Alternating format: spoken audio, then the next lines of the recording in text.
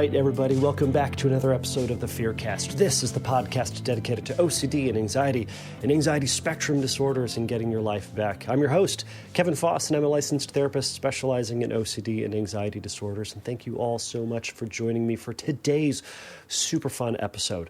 Today I had a chance to talk to Jenna Overbaugh, and is a person I haven't connected with for a while. I met her at the Denver conference. I think I mentioned that in the podcast episode, but she is very well known across the internet, and it was a fun time to just chat with her about what it means to recover from OCD, to live with OCD, and to kind of have that perspective shift that kind of lets you get to a place where recovery is possible. So it was a super fun conversation, so we're going to get into that. Typically, this is a question and answer based podcast. You can send me questions in about OCD and anxiety disorders, and again, anxiety spectrum stuff, right? So it's social anxiety, it's going to be generalized anxiety, it's going to be specific phobias. I know I've got that whole Phobia Friday series I did a little while back, so I should probably start rerunning those for funsies. Why not?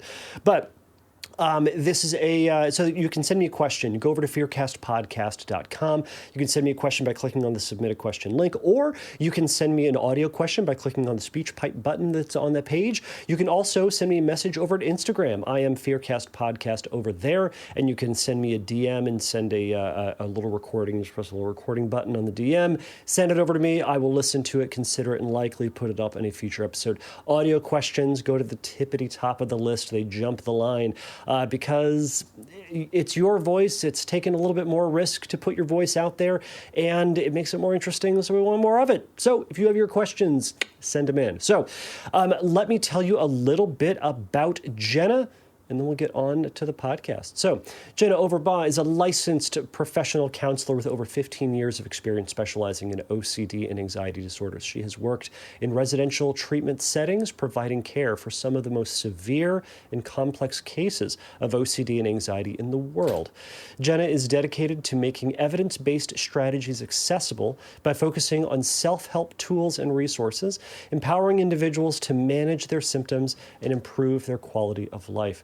She is the author of an upcoming book called Making Peace with a Noisy Mind, a Radical Approach to Thriving with OCD and Anxiety, or Anxiety and Intrusive Thoughts, out in February of 2027. So without further ado, here is my conversation with Jenna Overbaugh.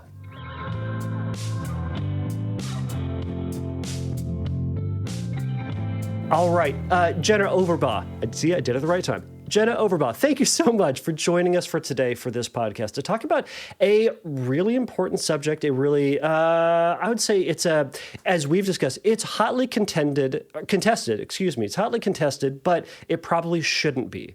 Of what is the outcome of treatment? What are we working towards? What does life, quote, after treatment look like? Does that sum up the topic of what we're going to be getting at today?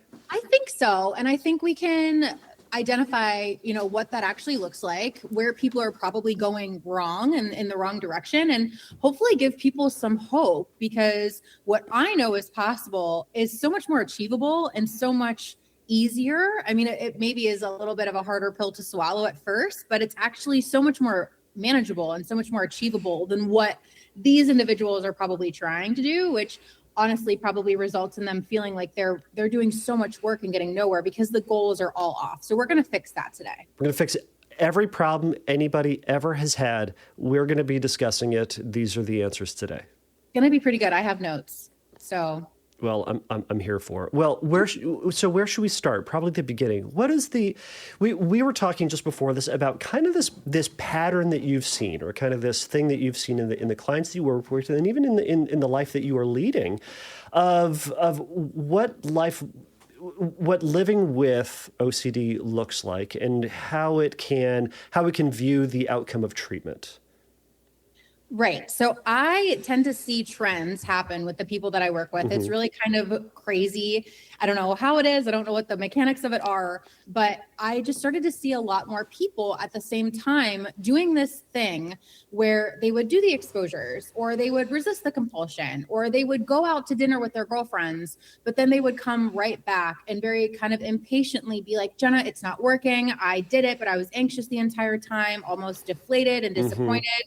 And it's like, I don't know where we got off on the wrong foot here, where we are doing this work with a get rid of mentality versus kind of this acceptance mentality, this mentality of like, I'm just going to do the exposure with the intention of getting rid of my intrusive thought, or I'm going to do this ICBT exercise with the intention of getting rid of this anxiety.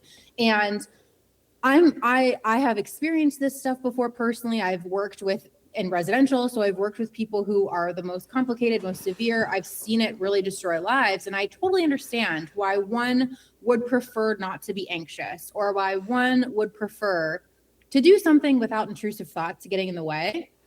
But I've really just been so fascinated lately. Like, if we can agree that anxiety is a naturally occurring human emotion, right? Which I think all of us could. If we could agree that anxiety is a human emotion, just like, anger or sadness, we can agree that intrusive thoughts are also a human experience, which we know from research. We know that from research. We've done research to show that all throughout the world, people endorse having these thoughts, right? If we know those two things, that anxiety and intrusive thoughts are naturally occurring human experiences, why are we treating their presence any differently than we do, say, headaches or like diarrhea or the sniffles? Right? Yeah. And so I get so many people, especially, I'm sure you've dealt with it too, right? Like this sense of this concept of relapse and, oh my gosh, I'm spiraling again. And oh my gosh, I was doing really well and now I'm not. It's like, until we can get you to experience those human experiences, the same way that you would experience the sniffles or a cold or a flu, right? Like, oh my gosh, you don't do that when you get sick, right? It's uncomfortable and pleasant. And of course you would prefer to not have a cough. And of course you would prefer to not have a headache, but you allow it to be there, and you do what you do to take care of it in the moment. You're not doing anything to actually make it worse, but it's not this like, oh my gosh, it's back again type of experience.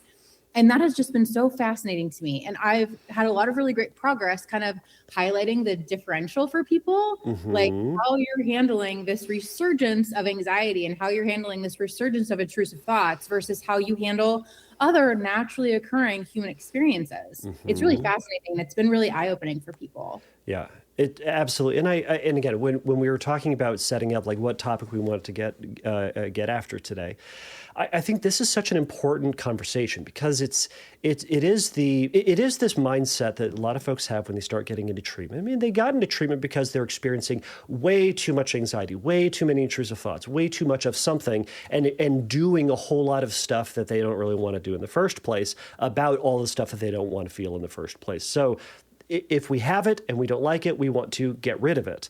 And I think therapists, to a certain degree, screw ourselves over and shoot ourselves in the foot in how we're, to a certain degree, selling it and selling what treatment looks like just by how we're talking about it. Because it's not super fun to say, hey, look, at the end of treatment, you're still going to be anxious. So, you should come and do this very torturous thing to continue to feel anxious. No one wants to be in it for the long game. No. Like we're in the business, quote unquote, like of therapy and whatever, right? Like we're essentially having to actively teach these people and encourage these people to go against their human wiring. Humans are wired to want fast results. Humans are wired to want instant satisfaction and instant results versus this long-term gain. And so not only for them is it really remarkable that they have to do that, right? They have to overcome with their motivation, with their, values, and with what all the things that we teach them in treatment. They have to overcome that. We have to overcome that for them too, because I got a message this morning from someone on Instagram, and it was, one of my followers saying like, haha, thought you would enjoy this, but I was blocked from the person. And I was like, I'm blocked. I can't possibly, I don't know what it is. Like, I have no idea what it is. Yeah. And apparently it was some creator talking about how you can get rid of OCD by like doing this detox. And I was just laughing. I'm like, of course they blocked me because they know that I would hate that. Like they know better than to let me see that because I hate that stuff. It's exactly what people want. Snake oil. Into the OCD loop. It feeds right into them wanting to get rid of it. It feeds right into them wanting to get rid of it fast. And that is just such an unconstructive and just a recipe for backfiring, because we really do need to be in this acceptance mentality. Again, we're not going to get rid of these things the same way that we can't get rid of the sniffles, the same way that we can't get rid of sadness. We wouldn't want to get rid of those things entirely. Like it would fundamentally change who we are, and it's just not possible. And so what is the most otherwise constructive thing that we can do? We can work on enjoying our life as much as possible despite these things. And that is totally possible for people. Absolutely. There's going to be, buckle up everybody. There's going to be a lot of Jenna and I just agreeing with each other and then high-fiving each other. So if you were looking for a debate and a fight, you're probably not going to get one out of this conversation. But yes, I've said, I can't tell you how many times I've said that. And anxiety is a naturally occurring human emotion. And I even argue it's a good thing to have. And I know that's not something that someone with a, quote, anxiety disorder wants to hear, but it's an adaptive thing. It's that getting the intrusive, violent thought about being run over by a car is the thing that causes us to just look left and right before we cross the street so that we don't get run over by a car. And it was super helpful. It's that thought about what if I fail this test that gets you to study a little bit. Very helpful. It's what we're talking about in having an anxiety disorder. My definition is it's a good thing, but it's happening too much. So it is out of order. It's a disorder. So it's happening way too much and way too often in places you ought not to have it. So we're trying to learn a new relationship with anxiety, but not to eliminate it. And just like you said, we're not going to eliminate anxiety, like we're not going to eliminate happiness or joy or love, because why would we want to get rid of those that are also wonderful? So I wasn't even thinking of this, and all of my neurotic note taking and like, oh my gosh, I'm going to talk to Kevin about this, thinking about this, like as I'm going to take my dog for a walk. It never landed in my notes section, but this is so good. I would take it even a step further. Let's do it. To say that I think when it comes to anything meaningful in life, we have to accept that anxiety is simply just probably going to be a part of it. Yep. I think of all the most meaningful things that I've done in my life, like having my son, now 8 years old. I think of the book that I'm writing. I think of like finally leaving my job and going private practice, like everything, moving across the country for my dream job. Every meaningful thing in my life has been equally as anxiety provoking for me. And that doesn't mean that it's not meaningful. If any, they're exactly alongside each other. And so I've come to have such a good relationship with anxiety. Like I know it's such a cliche metaphor, but it's truly like you're driving the bus, right? And we're so used to having anxiety drive the bus for us and determine when we make stops and determine what routes we take. But anxiety is very firmly, I'm okay with anxiety being there. Like I'm okay with it. Like I know I'm not going to get rid of it. I don't care to get rid of it. But it is so far in the back. It's loud, but it's so far in the back. It would never dictate my decisions. And in fact, there's a really amazing poet who I love. Her name is Josie Balka. She's on Instagram and TikTok. She has 2 amazing poetry books. I love poetry. And she has a really amazing poem. She has several amazing poems about these themes of anxiety and about intrusive thoughts. And she has one poem essentially that basically says like, I hope you're anxious. And I'll try to get you the link so that you can find it, but it's beautiful. And it's written in such a way that it's like, I hope your life is full of so many meaningful things. I hope your life is full of opportunities for you to go outside of your comfort zone. I hope that your life is full of everything that you've wanted just within your grasp, that I hope you're anxious. And so ever since I've kind of reframed anxiety that way, like, wow, literally everything that's worthwhile in my life has been also in the same wavelength, the most anxiety provoking thing in my life. Like, I really don't know. I don't know if you could have one without the other. I really don't know. And this reminds me of a time I used to have really, really awful nightmares.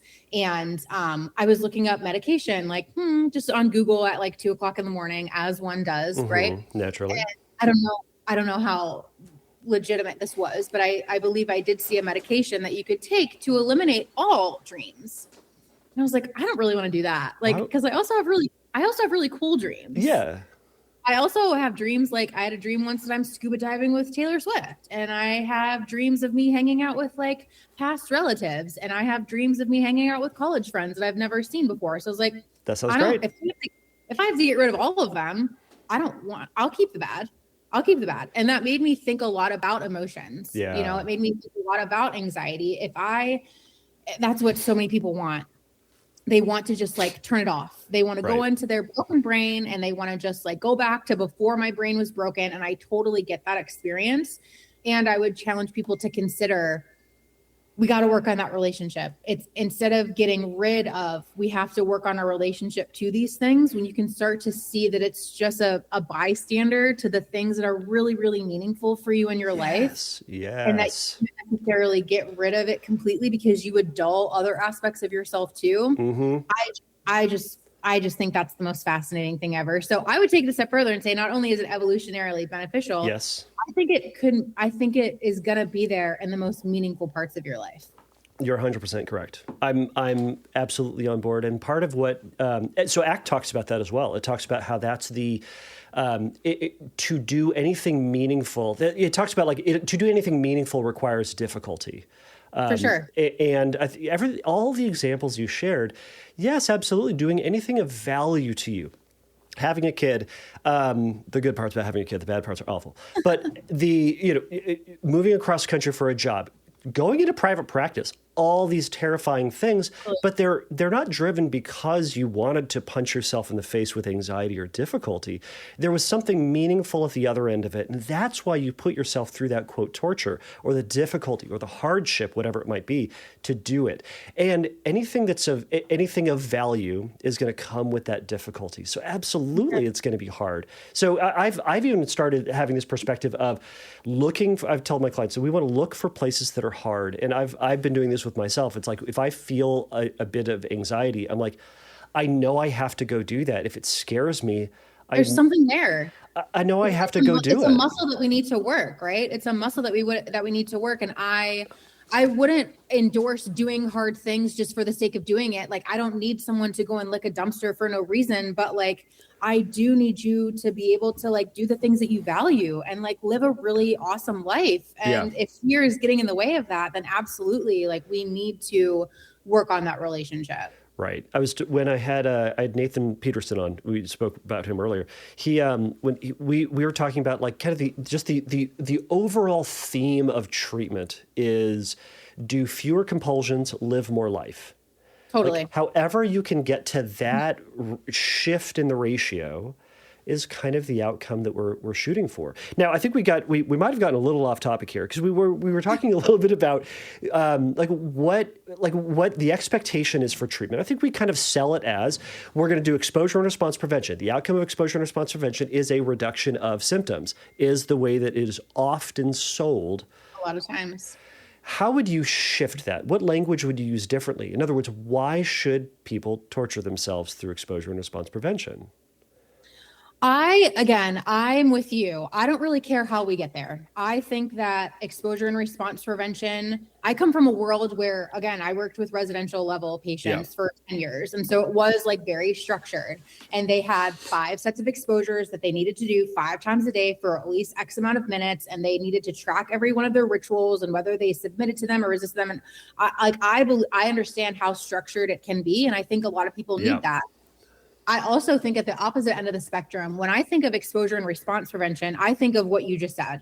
I think of pushing yourself outside of your comfort zone. I think of reducing your safety behaviors and reducing avoidance. Like, I don't care how you get there. I don't care if you do it through CBT. I don't care if you do it through ERP. I don't care if you do it through ACT. I don't care if you mismatch all of them together.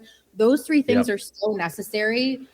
like, I don't think that you can do anything else without doing those 3 things and still expect to see the results that you want to see. And so we can't also just do these things as check boxes. Like, okay, I'm going to push myself outside of my comfort zone because I'm just going to check it off and then I'm going to be done. I always tell people, like, you can't have treatment existing or like recovery and like the life that you're doing in recovery existing in one bubble, and then your life is a separate bubble. Like, they are one and the same. They're one and the same. And I hear a lot from people, like, exposures, like, they take so much time and treatment takes so much time. Like, no, this should be us. Like, I get it. Like, at first it does take time, but eventually, like, this is us adjusting how you're currently living your life so that it doesn't take as much time. Like, the compulsions are the work. And so it's really, I mean, it really does come down to this isn't a fast kind of situation. This is being willing to do the meaningful work. This is the willingness to do the identity kind of shifting work, not just like checking things off a box, right? And we have to, I use the word train. Like, you really do have to train the same way that you would like in the gym, the same way that you would if you were strengthening actual physical muscles. I think that a lot of this does come down to like the building mental muscles, building the mental muscle of what you pay attention to, building the mental muscle of what voice you listen to, building the mental muscle of, you know, I'm not going to spend as much time ruminating over here. I'm aware that I'm ruminating. I'm going to pull my mental muscle over here instead to where it's more constructive. It takes time. It takes a lot of training. I mean, that's where the inhibitory learning model comes in, right? Like, you're building these new grooves. So to answer your question, I think the point of all of this is to train and to build those new learning pathways. Your brain has the ability to learn new information all the time. And so we need to just give it repetitions the same way that you would build physical repetitions in the gym and build physical strength in the gym. This is like taking yourself to the mental gym. And the same way that you're not going to like have huge, awesome, defined biceps in a week, right? Like, it's going to take time. Yes, it's going to take time. And also to that end, and again, I feel like these are all, like, I use all these metaphors too. These are, it's like, if you have a particular part of your body that's uniquely, so if it's physical, maybe you say like your biceps are particularly weak for whatever stinking reason, that's just the way that your physique is. But you say, I want to get better at this. I want this part to be stronger. Great. It's going to feel harder to do that than all the other things in your life. Right. And as we were talking about, kind of some folks lean more anxious, some people lean more depressed, some people lean more, fill in the blank. And there are going to be these kind of themes, or, maybe CBT would call it the feared vulnerability, right? That are uniquely sensitive to that person. It's that muscle that needs building. So whatever we can do to lift that weight, let's go do that. But that's going to feel really hard. That's going to feel really uncomfortable. But whatever you have to do to lift that weight, let's go do that thing. Right. And I think if we were to do that, if we were to, have this goal of, I want to have bigger biceps, or I want to have, whatever it is that you want, right? It's just easy to kind of visualize that. Yeah. If that was your goal, and every time you came home from the gym, you were like, oh my gosh, checking yourself in the mirror and like measuring your biceps in the mirror and checking it. And like, that would be so morally it would be so demoralizing, right? Like, it would be so wildly not demotivational. fun. Yeah.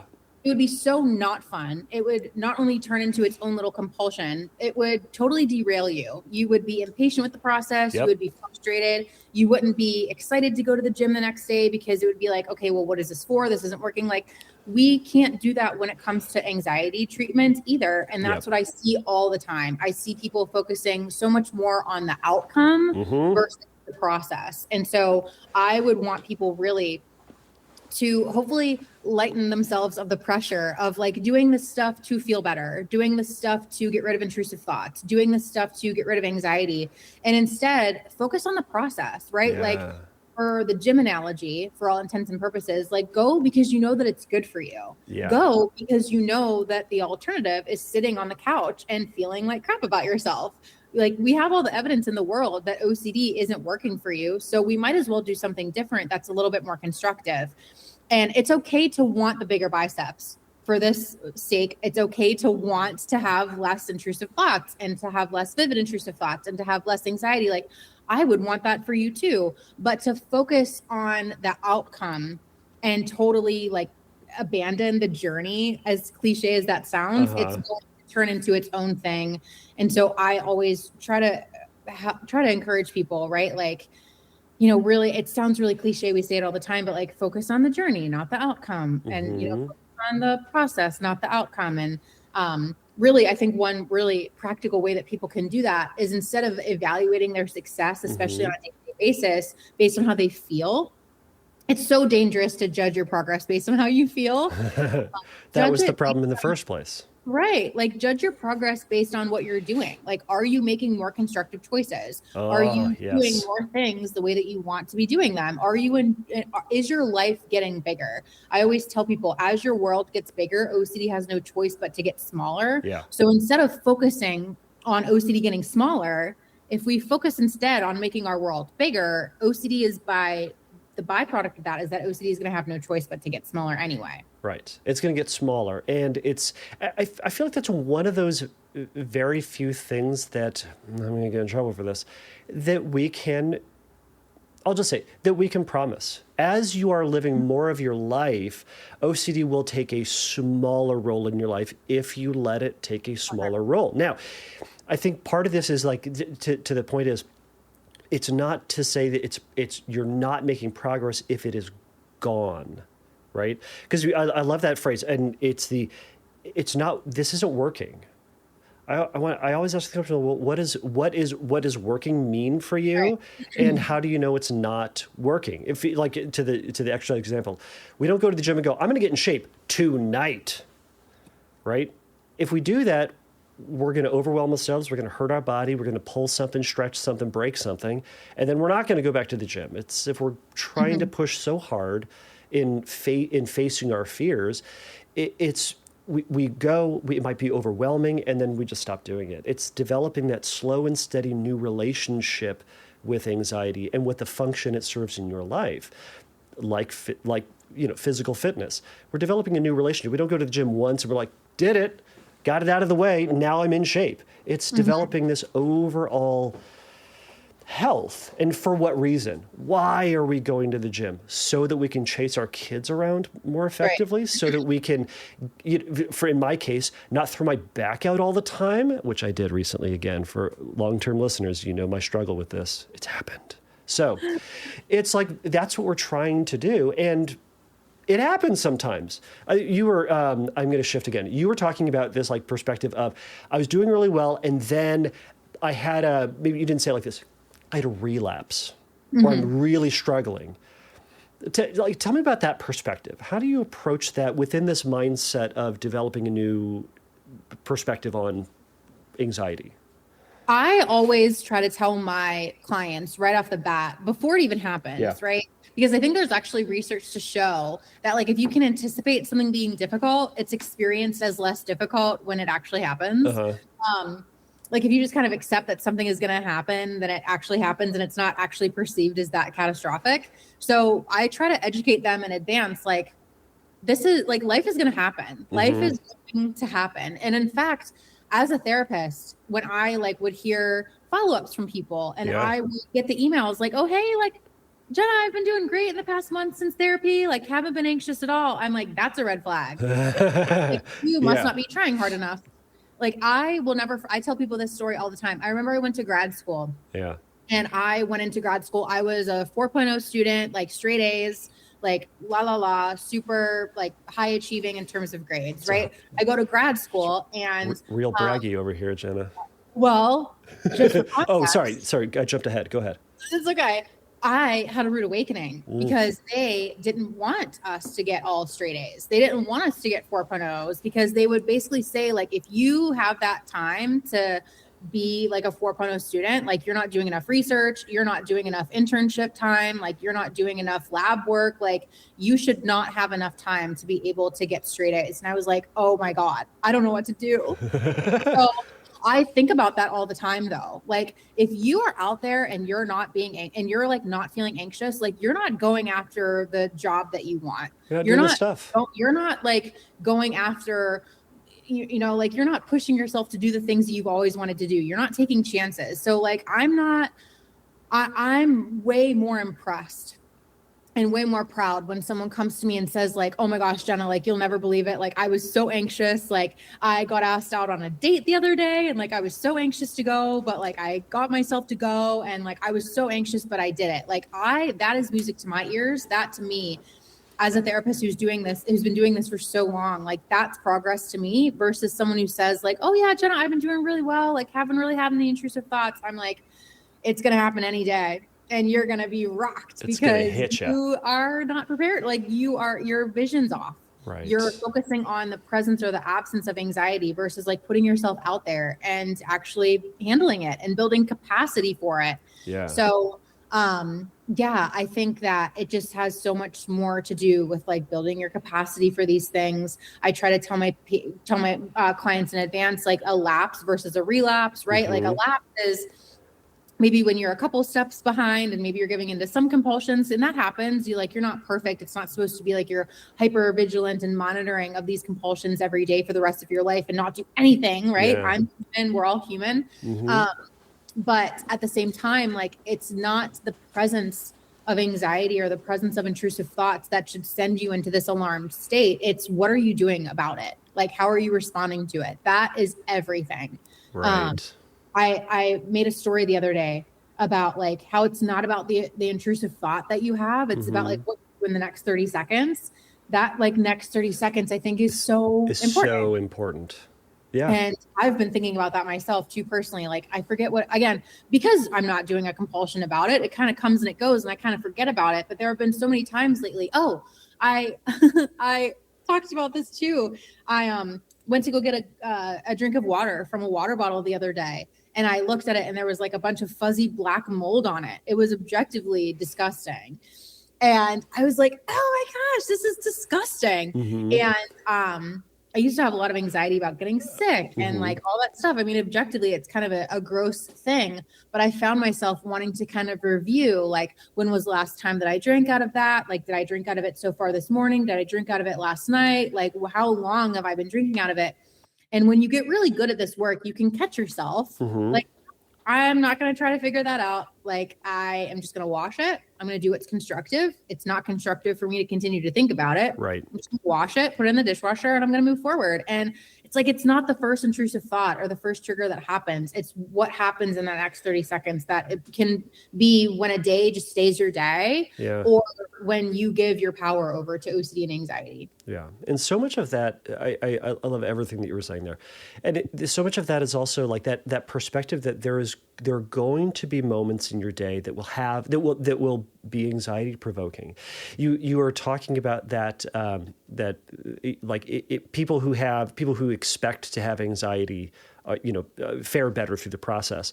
But I think it's not only do they anticipate, all right, this is going to be anxiety provoking, but also the willingness to then say, and I'm going to go feel it, and I'm going to allow myself to go feeling it. Willingness is like one of the most fascinating concepts to me. I still don't. Yeah, we're going all over the place. But I told people to buckle up, man. But I think that willingness is a huge part of the identity shift. Yes. Like, again, are you doing this stuff to just check off boxes because your therapist told you to do it? Or are you doing it because you are willing to make space as a human being in this world? The more and more I think about it, I think that OCD is like a crisis of human suck. Like there are like these universal human sucks that like as humans, we can't get away from, right? Like I think about Dr. Elna Yadin's core fears, like the fear of dying and the fear of being uncomfortable forever and the fear of being alone forever and the fear of suffering forever. Like those are objective human sucks. They suck. And we can't unsuck them. They just suck.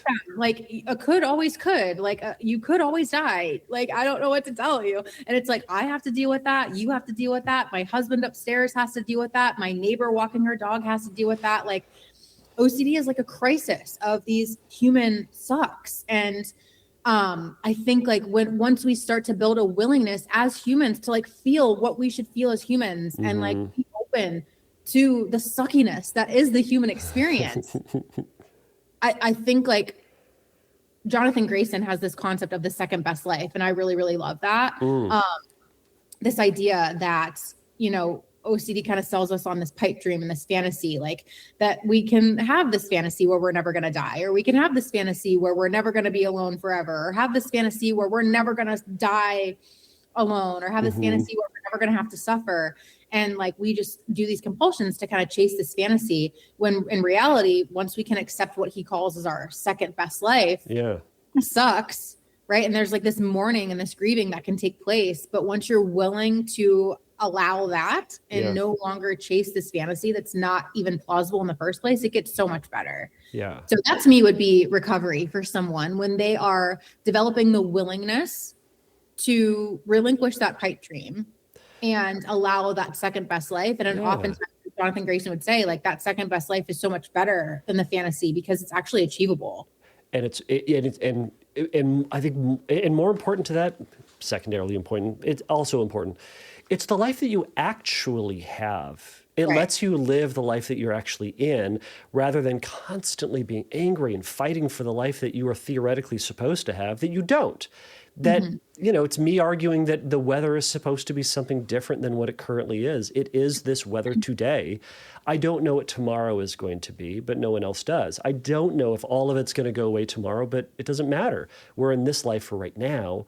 Yeah. So let's embrace that one and then go get the life that you would like as best you possibly can. And alongside the identity shifts here too, I think so many people spend so much time like preparing for the big exposures and preparing for like the therapy assignments that we give them and preparing for the big 10 out of 10 on their hierarchy. And it's like recovery and your recovery, right? Like your treatment goals, your treatment gains are so much more determined by what happens in between those moments than like these big scary moments that you're often like dreaming about or fearing, right? Yes. Like it's these day-to-day moments. It's in these day-to-day shifts of like, I don't know, the other day, my one of the people that I was working with was talking about how like she really struggles with relationship OCD. And we've done all the work to talk about how like, it's not about your relationship. It's about the core fears and uncertainty and And she's like, I had to make a phone call to someone and like, essentially it was like a customer support thing. And she needed to like give negative feedback. And she's like, I never thought that that was related to my anxiety whatsoever. But like, I'm realizing that this is so much more than just about my relationship. It's about like my capacity to do difficult things. And that was just such a cool moment. That was such a cool moment that like, it's not about what you think it's about. It's not about your theme. It's not about your subtype. It's not about like the contamination being the problem. This is about you and how you're showing up in your life and you listening to the voice that's not serving you. Like that is what this is about. And that's the identity shift. And if you can work on training that mentality, if you can work on training that mindset, it doesn't matter what in 5 weeks from now, when something bad happens or a new intrusive thought pops up or something objectively awful happens in your life, like a job loss, like you're building capacity. Yes. So we break the OCD like whack-a-mole problem, right? Because you're building capacity and that capacity is going to stay with you forever. And so it really is worth it. It's not as fast. It's not like a pill that you get crazy big biceps, but like when you know actually how to build big biceps, no matter what, that's going to last you forever. And it's so much more meaningful that way. Yes. Yeah. And I've listeners to this podcast have heard me say a million times, OCD isn't really a thought problem. It's a feeling problem. It's not about the content of the obsession. It's about the feeling that you have about that thing. So if we can make space for that feeling and everything you were saying, I'm thinking of Kimberly Quinlan's tagline. Today's a good day to do hard things. I'm probably messing that up, but it's like, what's that? I think she'd be proud. I think you did it. There we go. But it's like, can I go and do this hard thing? So whatever the hard thing is at the moment, that's part of that perspective shift, I think. Can I do the thing and face the thing that feels uncomfortable? Because that phone call example you were talking about, it wasn't the relationship with her partner. It was her momentary interaction with some other person that in another world, it would have been felt overwhelming and anxiety provoking. But she said, I can step into this situation where this unwanted feeling state is about to occur. And I can do that. I'm thinking about like when COVID hit, a lot of the clients that I worked with were already doing so much better with the uncertainties that came around with COVID than my friends, my weirdo friends, because so like you've been dealing with this forever. What have we been talking about for all these years is how do we deal with uncertainty? And in the early days, think way back when, everybody, when the early days of COVID hit, nobody knew anything about anything. And so we were having to embrace uncertainty. Right. So we already had that. We were already working on that muscle, and that muscle was just simply reapplied to a different situation. Mm-hmm. Yeah. And there's so many things in life that we're uncertain about. I think about this all the time. Like yeah. I think about all the time that I like use my debit card online, or all the times that I mean, my husband, I laugh all the time. As an example, like he's at work, but is he at work or is he cheating on me? I have no idea. He's probably cheating on you at work. Right? Probably. And my son, every time I leave him out, like we have, like, again, the crisis of the human suck. Yeah. Right. Crisis of the human suck. Every time I drop my kid off at school, like I don't know with 100% certainty whether or not he's going to die in a school shooting. Like I don't, it's not 50-50. I don't know what the probability is. And it certainly wouldn't be constructive for me to continue to evaluate that. And like try to figure it out. Constructive. And so it's so much better on this side of things to make decisions based on like what's constructive, and is this actually problem solving, or is this ruminating and building capacity versus running away. And one feeling that I think people forget about, they are so the feeling of the fear is so loud, and the feeling of the distress is so loud, they forget like how good it's going to feel to do these things, like how good it's going to feel to get off the phone call that you thought you couldn't do, and like, oh my gosh, I freaking did it. That's the coolest feeling in the world to me. That feeling of, oh my gosh, I freaking did it. I talk to my 8-year-old about this all the time. Yeah. Like he gets frustrated with his math homework, or he'll get frustrated reading a book. And I'm like, dude, I get it. Like that, it's so frustrating for you right now. But totally. That feeling of like finishing the puzzle, or that feeling of like cracking this math problem, you don't get that feeling if it's easy. You don't get that feeling of pride and accomplishment and holy cow, I can't believe I freaking did that. Yeah. Easy. Yeah. What has to precede that is frustration and discomfort and this doubt. And you have to keep pushing through that. And that's not just an OCD thing. That's like a human thing. It's a human thing. You were to circle back to that example you had about like people who are working themselves up about their 10s on their hierarchy. The 10s on the hierarchy are things that we aren't encountering, likely speaking, for most people's hierarchy. They're not encountering that on a daily basis. Right. But I think it's emblematic of progress. It's, I can do that. I can have that thought. I can go to that place. I can do whatever that action is. And that helps build that confidence for all the other stuff that's in the everyday life. I was able to do this. And man, if I could do that, I could make this phone call. I'll never forget my first, and I like moved across the country for it. Yeah. I was asked to come here and help develop the residential OCD and anxiety program in Wisconsin. And at the time, it was only Rogers and McLean. That was like 10 years ago. Yeah. And I'll never forget. It was my first day on the job. I came here so soon after graduation that I should have been walking for graduation the day that I started. That's how fast I was to get here. And I'll never forget walking through this residential unit.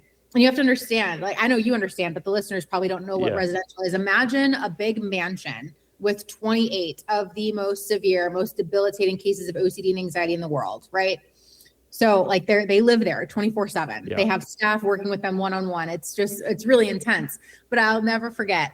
I walked through and I have my little clipboard and my little purse, and I'm like so nerdy, so excited.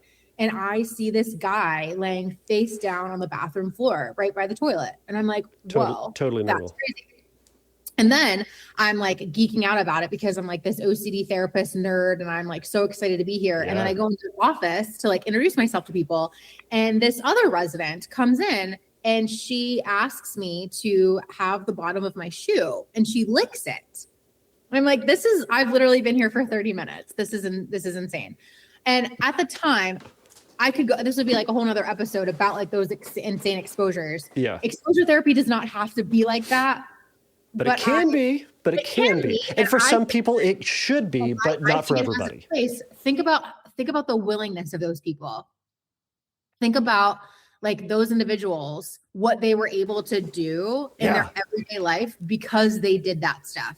Yes. Think about the message that they sent to their brains and to their bodies. Like, talk about sending messages. I hate the concept of like your nervous system. Like, think about the messages that you're sending to your brain and your body when you do stuff like that. Like that you are safe and that you are living and that this is okay. Like, think about it, right? So it's crazy. That's That's what it's about. I know that's probably a big jump for people who are maybe just in the beginning of their journey. You don't need to go that far tomorrow. That's not what we're asking of you, but that willingness really sends a really powerful message to your brain, and it's possible. And that really speaks to I think a lot of what you're talking about there is really found in the inhibitory learning model, which I think is great. It's that safety. I know safety is kind of a 4-letter word around here. And we're proving that it's, quote, safe. It's like that it's just not worth the relevance that you've given it. But that's the other way to say it. It's that it's not worth the relevance. We all know that we could die in a car wreck today. We all know that when we fly to the conference this year, except for you, Jenna, unfortunately, that we could die in that car. We could die in a plane crash. We could, but it's, quote, safe. It's probably not going to happen. But the more important thing is, am I willing to do this thing that has the potential to lick someone's shoe? It's a day, just another day at the office for us. But it's something that is, for that person, it is terrifying. That might be their tens because it is so close to that thing that they're afraid of. But again, boy, if they could do that, could they go to their office and open the doors and use pens? Have an umbrella just live their life. For so many other things. I mean, think about it. If this person was afraid of like putting his hand on a public restroom, not anymore. So yeah. And there are going to be these different approaches. And we've talked about those. It's like, the real extreme kind of TV worthy, sexy exposures of doing something crazy versus the everyday exposures that involve you living your life. Is it what's more important to you? And there's going to be room for both of these things. And for just to your point, folks who are just starting out, when you're thinking about, gosh, I want to just go live my life. Yes, all of those exposures are on the way to that, and that may be what we might call an Olympic level exposure or graduation level exposure, whatever it might be. But I think this might be a good introduction to like what that looks like, because at the end, quote, end of treatment, it does not mean that anxiety will be zero or that they love licking shoes. It might unlock something for them. That is possible, but it may be something where they go like, I can do this. It still makes me feel a little uncomfortable. You and I talked a little bit about how you've gone through treatment. You've done all the things. You said even on that, on that Y box, the 0 to 40 scale, you might be subclinical. You said you are subclinical. Great. But that doesn't mean you're at a 0. No. Right. I don't know that I ever would be. I don't know that with my brain, I don't know that it ever would be. I don't know that I would want it to be. I've just gotten such a great relationship with my brain now and with anxiety in general. Like, I truly think another one of my favorite analogies that I use is like a crayon box. I don't know if you've ever heard me talk about this, but I've not, but go on. I proudly am like part owner of like 4 or 5 crayon tattoos throughout the United States at this moment from past therapy clients because of this analogy. So this is how I think about it. Lay it on me. I'm interested.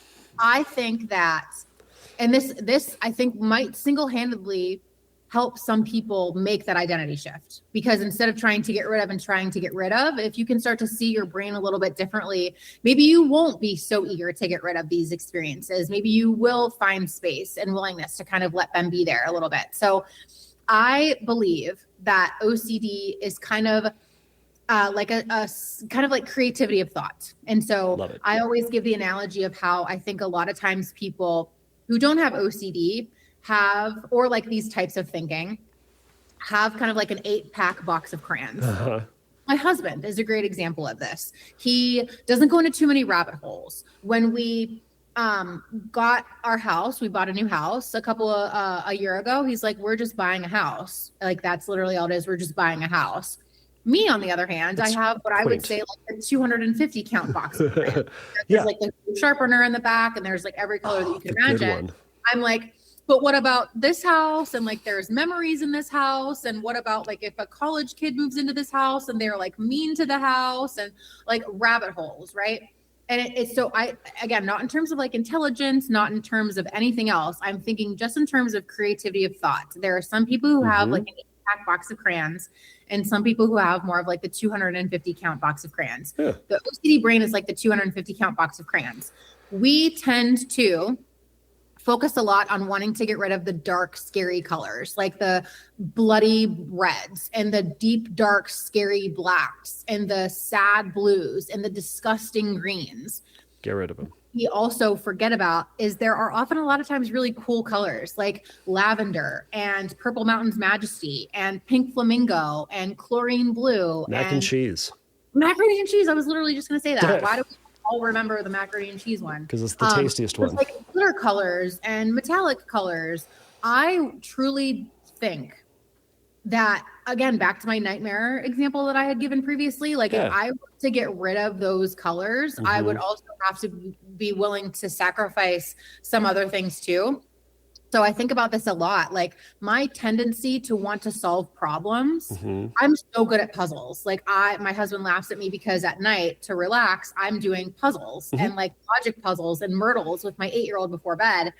And he's like, that's literally the most anti-sleep thing that I could possibly imagine. But I love puzzles. I love figuring things out. But I focus that energy on things that aren't constructive. That's where I get into trouble. Right. If I can focus that problem-solving nature and that puzzle orientation and loving into something productive and more constructive, like puzzles with my son, it's a beautiful thing to have. Yes. I also have the tendency to remember literally everything that has ever happened to me. And so when it's spent non-constructively, I can think about horrible things that I have said in the past that I feel really guilty about. I can think of weird facial expressions that a friend might have said 5 or 10 years ago that I'm still replaying on repeat. Or I can use that quality to come up with the best birthday party for my friend. Because I remember 2 years ago that she said that she always wanted a picnic, even though she has a winter birthday and she loves picnics, but she always goes to bed before 10. And so I'm the person to make sure that for her birthday, we have an indoor picnic rave. So I'm just of the opinion that, you know, if we can start to see these qualities that we have, like the perseveration and the hyperfixation on certain things and the love of solving problems and wanting closure, like those are all not terrible qualities as long as they're used constructively. I call this the OCD superpower. Sometimes but to the perhaps overall theme of what we've been talking about is this perspective shift. Yes. Are you demonizing and hating that part of your brain that can go down rabbit holes as deep as they can possibly go, that can be used for evil, or that power can be used for good? And that memory of, my friend said this thing that one time 5 years ago, and it was just tucked in my brain, but I'm going to use that skill, that ability, and just that natural function of your brain to go do this other thing. Again, I love that you said like the natural function of your brain. Like if we can start to see this as like a natural function of your brain, but learn like, hey, that's not constructive. Not choosing to spend my time over here. Yeah. This is constructive. I'm going to choose to spend my time over here. It's going to make the biggest, like that is going to help you make those identity shifts instead of this, like, I got to get rid of. If you can witness this as like a natural feature of your brain and it's where you're going wrong is not in the feature of that brain, not in the creativity of the thought. I've always been fascinated. Like Stephen King has a lot of the thoughts that people with OCD have, but he sells them for $1 million a piece. Whereas our clients hate them. Really badass book. Yeah. Yeah. But meanwhile, like our clients and our people are over here, like on Reddit threads, listening to like Chad 1825, right? Like from a thread 10 years ago. Like it's literally, it's truly just learning to see these like natural processes in your brain through a totally different lens. Yes. And using them in ways that are more constructive. Right. And there's so much, part of the way to do that, one of the necessities is one, accepting that is part of your brain, not a bad part, a part. And then having compassion for the fact that it is there instead of beating yourself up or judging yourself for it. I have an article that I've sent to every stinking client at some point. It's a John Hirschfeld article. It's something like the title is something like, I think it's having no cure for OCD is the cure. I love that. And it's this, and he talks about it as like, he has this expectation that as he's living his life, he's going to get these thoughts, and he just anticipates that it's going to be there. And he has that perspective where he talks about that some days it's going to catch him. Back to that relapse mindset. It's like, yeah, some days it's going to catch him. And his one of the lines I think is like, but I'll get you tomorrow. Yeah. And it's, I love, someone mentioned this earlier to me, like, how cool is it that you never run out of chances to try again? And like, I love that. Yeah. Like, how cool is it that we never get, especially when it comes to OCD and anxiety, right? Like, you never run out of opportunities to try again. You never run out of opportunities to like get back on the horse, to pick up the hat from the floor and put it back on. Like, you never run out of opportunities. I know it doesn't always feel that way. It can feel exhausting and like, what's the point? But I mean, truly, when it comes to OCD, it really truly depends on your participation to thrive. And so you never really run out of chances to try again. And I think that's really beautiful. And a real tangible example for folks is, you know, if you're going through treatment, you're just kind of getting started, especially for folks who are really just at the beginning end of this, you know, let's say, I mean, I'm going to go with like the simplest example of the simplest, most textbook example of like contamination. If your goal is to resist washing your hands and even doing like those small, like just wiping your shirt, you know, washing, cleaning, whatever it might be, if and when you give in to one of those things, it's not that you failed, you're not back at square one, it's you catch yourself, you acknowledge what you did, and then you can always recontaminate. Just get back into it and go, you know what? Yes, I did do whatever that thing was, or man, I used one more pump of sanitizer than I agreed to. Okay. Your bottom of your shoes are always there. Grab the bottom of your shoes and say, my hands feel like this now, and then you just keep on going. It's that second chance constantly, and you can find that for whatever that thing is that is the sticking point for you, or that weak muscle for you, or whatever analogy you would like to use. Yeah. Give yourself that second chance and you keep moving. We would always, at residential, we would always have people, they would track like how often they gave into their compulsions, how often they resisted them. And then for like the crew who's really into this exercise, we gave them like a third column of undoing. And ideally, any time that they submitted to a ritual, that number should equal the amount of times that they undid it. So to your point, like if you wash your hands, just go and do it. If you ask for reassurance, well, maybe that person doesn't actually know what they're talking about. You know, like there's always a way to bring yourself back to that place of like, I don't really know, and I'm not going to do anything about it. Yeah. And I think that's, again, what we're back to this theme of like, it's developing this recovery mindset, and it takes this perspective shift of, you know, I'm going to get rid of this anxiety, and I'm going to, you know, getting back to that, like, what is it? The second tier life, the silver medal life, second best life. Yeah. It's this, like, instead of saying, well, I'm going to go to this treatment so that I can get my gold medal life, or the first tier, I've screwed it up already, that best life, it's, I'm going to have this second best life. And that's a great life. And more importantly, that's the life that is to be had. But it involves letting go of that. Yeah, which is scary because we want the control, right? Like we want to plan things. Yeah. It feels scary to kind of let that go. But I mean, back to really classic metaphors, right? Like the finger trap, the Chinese finger trap, the quicksand. Love it. Like that is all part of it. Yeah. Oh man. So yeah, with all these different things, what are some, if I could ask, what were some perspective shifts that you had in your journey? Were there some, So the second best life one was a big one. So just personally, one of my fantasies was to try to identify for sure whether my son would die before me or not. And so I would do all the things, right? Like I know every TED talk that's out there from like every mom who lost her son. Like I knew, and like you can get so kind of, I don't use this word lightly because I know it's triggering, but like you can kind of get in like a kind of like delusional way. Like you get so convinced that like if I just do one more compulsion, like I know no one else knows this information, but maybe I will know. And like the special information, It just feels like you're almost there. And when I heard about the concept of the second best life, I was like, whoa! It felt like someone punched me in the face. Honestly, it felt like someone punched me in the face.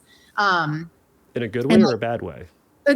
Just like the wind, I just lost my breath. Like, oh my God, like that is such a fantasy. Like there's nothing that I can do to ever know that with 100%. There's no way that I could ever know that. Yeah. And as much as that sucked, it's like, whoa, okay, well, like, what am I going to do about that now? Like, what am I going to do about that? So I would say that was like a huge major moment for me in my just personal recovery. But, I think too, another thing that really made a big difference more from like the professional standpoint, I remember when I was getting into this work, and I was like, my first couple of days as a therapist, I remember I would go to like these staffing meetings and I would talk about like, oh yeah, Sandra has done this exposure and she's like 80% through her hierarchy and she's doing great and she's doing amazing. She's done this exposure. She's done this. She's done this. And I remember my boss at the time, Dr. Bradley Riemann, really well known in the OCD field. And he was like, well, what's her ritual prevention like? Like, how is she doing with resisting her compulsions? And I was like, oh yeah, like she's not resisting any of her compulsions. Like she can't resist washing her hands whatsoever. And he's like, well, that's why she's so far through her hierarchy. Like, that's why she's doing all these exposures is because she's like washing her hands right afterwards. And I was like, oh my God, that's so true. Like we focus so much on doing these scary things, and like exposures have become kind of like the sexy part, right? Like exposure therapy. And it's like, oh my God, it's actually so not about that. It's actually response prevention life, right? It's about like, what choices are you making when you are presented with that fear? Yeah. It's not just about doing the scary stuff. It's about how are you showing up when that scary stuff happens? So like, I think to me that really jolted me, because we talk so much about exposures and we talk so much about exposure therapy and like doing the hard stuff, but we don't actually focus on, at least we didn't when I was in school, right? Like we don't focus as much on like, okay, well, how are you actually showing up? Like what is actually your response to all of it? I think one practical thing here too, that can really help people with this identity shift that we're talking about is just like paying attention to your language. I think agency is so important. One of the big things that I would always get on my clients about, and of course educate them on, is things like using language like I can't. Or I need to wash my hands right now. Or I can't handle feeling anxious. Or like I can't go the rest of the night without showering. Like we need to hammer out that type of language right away, because it sends such an important message to your brain that this stuff is happening to you, and that like someone's holding a gun to you and like making you do this stuff. And I get it. If I thought truly that OCD was like that, I too would feel hopeless. I too would feel like, what's the point?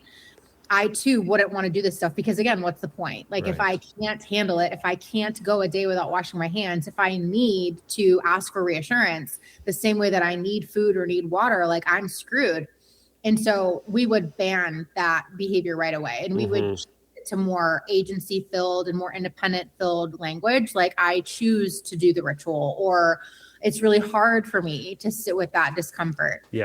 So even little things like your language, I would want people to pay attention to. So watch out for language that you say to yourself or to other people, like I can't, or I need, or I have to. Try to eliminate that right off the bat.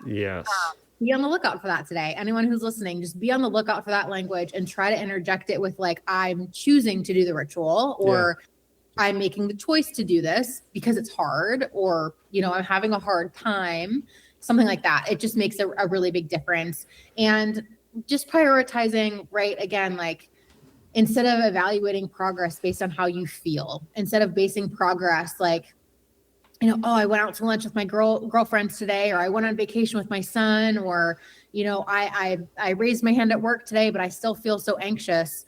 What if we switch that around? And we say, instead of I raised my hand at work today, but I was really anxious. What if we just switch it and we say, I was really anxious, but I held up my hand at work today? I was really anxious and I raised my hand. I was I was really anxious today and I still hung out with my friends. I think all those little things, again, we talked about how like it's not just the big exposures that matter, it's the work that you do in between these big exposures that help determine like how you show up for those bigger exposures, and really make that identity shift happen. I think it's in these little moments, in these little micro moments, like changing your language and making sure, again, it's the and, like I was really anxious and I still did this thing. Those go a long way. I've said that as like I'm making for me, in that it's like, all right, I know this is really hard, so I'm going to do it. A friend of mine is a professor at one of the local colleges. He was like, hey, would you do a guest lecture on OCD? It's for their master's level MFT class. Nice. Like they're not talking about OCD. I guarantee they're not talking about OCD. And lo and behold, they hadn't. So I told them all about it. But I was like, yeah, that makes me a little uncomfortable because I've never really done that before. So of course I'm going to say yes. If you want to do it. Somebody said, Chris Trons asked me to do one of his, the IOCDF things. And I was like, that's terrifying. So of course I have to say yes to that. And it's not that I have to. Let me change my language. I got to do that. I got to do the things that was hard. Because you value there's a really good book, and I can't say that it's a good book, but I have had it on my list forever. Anti-Fragile. I haven't read it either. Anti-Fragile. It's been on my list. I can't endorse it one way or the other, but it's been on my list. It's just like, but that concept, right? Of like, I'm an Enneagram 8. I don't know if you know anything about the Enneagram. I'm a big Enneagram person. I just love the Enneagram. Enneagram 8s, like, we don't like to be controlled. We don't like to like be inferior to anything. So like, I think it's just in me and my personality. Like, I don't like to lose. If there's something out there that is difficult for me that I can't do, I want to figure out how to do it. Like, I am obnoxiously stubborn in that way. Like, I want to master it. If there's something that I can't do, I want to do it. So, and again, like, I think that if we can all just like, be fighting for that future self, right? Like, I know Kimberly Quinlan talks about like self-compassion is really just about like talking to yourself, how you would talk to your future self, right? Like, that is being compassionate, doing what your future self would want you to do. I think so much of us, we get caught up in like how we feel now and what we need to do now and what we want to do now, that we forget about like, do what's going to make you feel better 5 days from now, 5 weeks from now, 5 years from now, not what's going to make you feel better 5 seconds from now. Yeah. What's the thing that you are like, what's the purpose for all this? Like, what's the life that you want to be living after all of this treatment is done? And go do that thing. And as you kind of progressively start making those little choices, one thing after another, you start making those little choices, you find that you are living that life. Now, to the point about like, how do we know we're done with therapy is like, no button pops out on us where it's like, ding, chicken's done. Like, we're not done with therapy. It would be so nice. You'd be like, oh, you did it. Congratulations. And, we're not going to schedule from here on out because you did it. It's kind of this, to a certain degree, a decision. I'm ready to go live my life. And I know that this safety net is here if I need to come back and call you again. But I'm going to go live my life, and I'm going to handle anxiety. No anxiety is going to be there. But most importantly, I know that I can make space for and handle and face discomfort when it comes my way. When, not if, when it comes my way. Yeah, I agree with all of that. I think that's great. And the sooner that we can relinquish this, like, oh yeah, it's going to be like this crossing the line moment that's very obvious, and it's going to actually be unfortunately much more anticlimactic than that. And it's going to happen. It's happened in these small, subtle moments where all of a sudden on a Tuesday, you're like, whoa, that totally would have bothered me like 6 months ago. Yeah. Those are really cool moments. You're like, holy crap, I was able to do this. So that's so that and it's kind of like, oh, that's cool. Yeah. Yeah. It's actually unfortunate. I've experienced it, and so many people have experienced it too. Like, it's actually so anticlimactic when it happens. It's like, oh wow, that's really cool. Okay. On to the next thing. Like, yeah, this is a lifelong thing, and I think that's actually really cool when you think about it. I think that's actually really cool to be dedicated to like your self-improvement and to be willing to experience the human discomfort of it all. Yeah. It's and there's no rush. There's no rush because if you're truly not waiting for anxiety to go away before you do X, Y, and Z, there's really no rush, because you can do whatever it is that you want to do and do whatever it is that you need to do. And you're just going to let anxiety, like, you're literally just going to let that emotion be there. And that's kind of what it's all about anyway. Yeah, exactly. Oh my goodness. So, all right. I feel like we've hit pretty much every point that we could possibly hit. Did you have anything else on your list that you wanted to hit? No, I was really happy that we got to talk about, we talked about all the things. I'm really happy that we talked about like just how anxiety and meaningful stuff, they coincide. And like, I hope people are anxious. And I hope that they live a life where they are taking risks and getting outside their comfort zone and not just distracting themselves by doom scrolling. Like I hope that they're doing enough meaningful stuff with their life that things do get a little bit anxiety provoking because they can handle that. Man, if this podcast ever comes out with merch, I'm going to put something out that says, I hope you did something that made you anxious today. I hope so. Yeah. So, and if you can do that, awesome. So is there anything else that you want to tag on this? The one thing you would tag on that would fix everybody's anxiety, what's that thing? I think it would be the crayon analogy. The crayon analogy that we can start to think about these as these experiences and these thoughts as being like natural processes in your brain that are maybe just not used constructively. Mm-hmm. And if we could think less about getting rid of the dark colors and focus more on like the breadth of colors and the depth of thought that we have, and focus those natural processes in our brain towards things that are more functional, that bring us joy and that bring us values, I think we will allow those identity shifts to happen because we won't be so focused and so white knuckling on like, I have to get rid of anxiety. I have to get rid of intrusive thoughts. We can allow them to be there and just work towards slowly rebuilding a healthier relationship to those things instead. I don't think I need to add anything else to that. Now, all right. So for listeners out there, where can they find more about you? So I'm mostly on Instagram. So you can find me on Jenna.Overbaugh. But I have a website too, JennaOverbaughLPC.com. Those are kind of the places where I'm hanging out. I know I told you I'm coming out with a book in February. The crayon analogy is in there. Awesome. And it is like referenced throughout the book. I love the crayon analogy so much. The book is actually really colorful because of that analogy. Like I wanted that to be part of it. So wonderful. So yeah, I hope you never look at crayon boxes the same, and it's okay to have that depth and breadth of colors. Like I really wouldn't change it any other way. Love it. Well, go check out Jenna Overbaugh. Oh my gosh, I'm so afraid to say your last name because I'm going to mess it up. But I'm going to mess it up. I'm doing it, everybody. Face your fears. All right. Thank you so much for joining. I know we connected a while ago at a conference, and then I just see you on the Instagrams. So on the Instagrams, that's where I am. That's where she is. All right. Thank you so much for coming on and sharing your thoughts on this. And I'll ask this. If listeners have questions about recovery, about OCD, for you, would you be willing to jump back on and answer some questions? Of course. Absolutely. Of course. I can't promise. My direct messages on Instagram are kind of crazy these days. I get like hundreds a day. So I can't promise that I can answer anything there, but I would love to come back. Yes, if you have a question, send it over to me. Don't bother her. Send it over to me. I will gently reach out to her, and then we'll see if we can get her on the next 4 years. So we'll see how that works. Awesome. Well, thanks so much, and you have a great day. Thank you.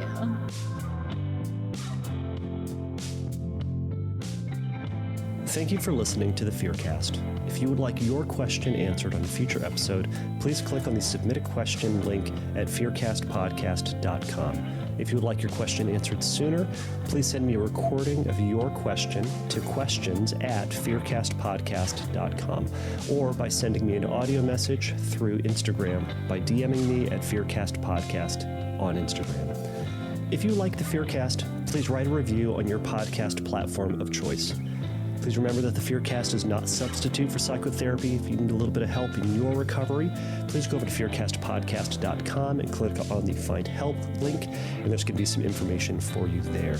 So until next time, take a risk, challenge yourself, and don't take your brain too seriously. Bye.